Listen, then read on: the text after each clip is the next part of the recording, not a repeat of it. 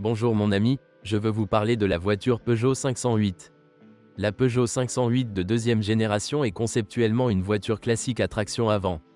La transmission intégrale est disponible uniquement dans la version hybride sportive Hybrid 4 PSE, dans laquelle la propulsion arrière est assurée par un moteur électrique.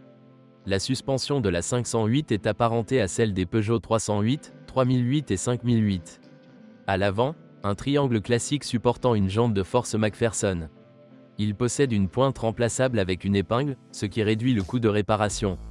À l'arrière, nous avons un système multibras avec une grande durabilité et une construction assez simple. La voiture dispose d'une direction à assistance électrique et d'un frein de stationnement électrique, car le constructeur français l'a richement équipé en système d'aide à la conduite. Il y avait aussi des lumières LED adaptatives.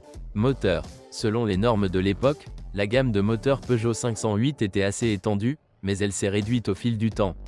En 2018 à 2020, l'offre était tout simplement raisonnable. Le moteur essence 1.6 PureTech était disponible en deux variantes de puissance, 181 ou 225 chevaux. Les moteurs diesel sont le plus petit 1.5 Blue HDI de 131 chevaux et le plus grand 2.0 Blue HDI de 163 ou 177 chevaux. Cependant, au fil du temps, la raison et la logique ont commencé à céder la place à la politique. Déjà en 2019, un hybride rechargeable d'une puissance de 225 chevaux, basé sur un moteur essence 1.6, avait été introduit dans l'offre. En 2020, une version puissante de 360 chevaux, PSE, et un moteur à essence 1.2 PureTech de 131 chevaux sont apparus, remplaçant le plus gros moteur à essence, qui a duré jusqu'en 2021. À partir de cette année, la 508 essence n'était disponible qu'avec le 3 cylindres 1.2 PureTech et en version hybride de 180, 225 et 360 chevaux. Le diesel 2.0 a également été abandonné en 2020. Seul le 1,5 le plus faible est resté dans la fourchette. Actuellement, la Peugeot 508 peut être achetée avec un 1.2 essence, un 1.5 diesel et dans les trois versions hybrides mentionnées. Pour de nombreux clients potentiels, ce modèle a perdu de son sens car il ne dispose pas d'une seule source de propulsion raisonnable. De série, presque toutes les versions de la Peugeot 508 étaient et sont toujours proposées avec une transmission automatique à 8 rapports Dyson. Seul le moteur 1.5 HDI disposait d'une boîte de vitesse manuelle et n'était disponible que jusqu'en 2020. Quel moteur choisir? Le choix est assez simple, car l'unité 1.2 PureTech ne devrait même pas être envisagée en raison du risque énorme de réparation coûteuse et du manque de plaisir de conduite.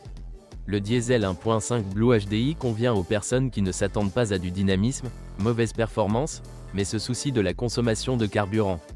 Et aussi, assurez-vous que la voiture n'a pas trop de kilométrage.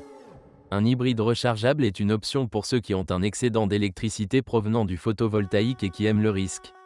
C'est assez économique, mais toute économie est compensée par des pannes du système de charge et des problèmes avec les batteries de traction, sans parler du prix. Les seules variantes de conduite raisonnables de cette voiture sont le 1.6 essence PureTech, seulement jusqu'en 2021, et le 2.0 Blue HDI, jusqu'en 2020.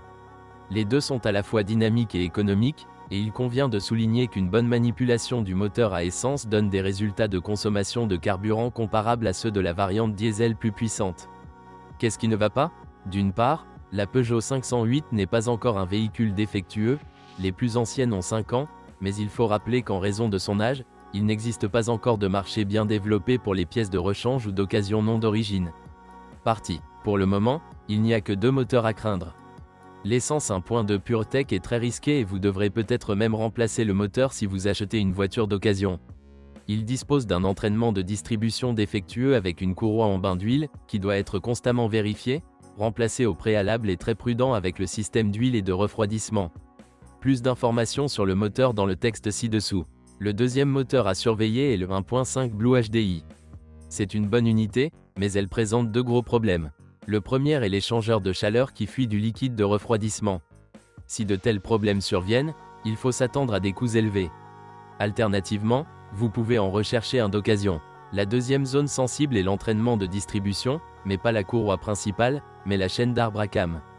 Il n'est pas durable et dans la première série de moteurs 1.5 HDI, il a fonctionné pendant un peu plus de 100 000 exemplaires. Kilomètres, souvent jusqu'à 150 000 milles. Kilomètres, il a été endommagé et le moteur a été détruit. Au fil du temps, une chaîne plus large et plus durable a été introduite, qui peut être utilisée pour remplacer l'ancienne chaîne plus étroite. Il faut convertir en remplaçant, entre autres, arbre et couvercle de soupape. Ce package coûte environ 1200 $ plus la main-d'œuvre. La règle générale lors du remplacement de l'entraînement de distribution est de remplacer l'ensemble de distribution complet, y compris la courroie, la chaîne et les rouleaux, ce qui coûte environ 300 $. Même une chaîne plus large reste un point vulnérable sur ce moteur. De plus, ce moteur, tout comme le 2.0 Blue HDI, a parfois des difficultés avec le système de traitement des gaz d'échappement.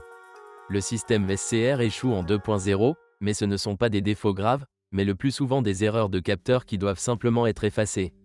La panne de l'injecteur AdBlue est moins fréquente.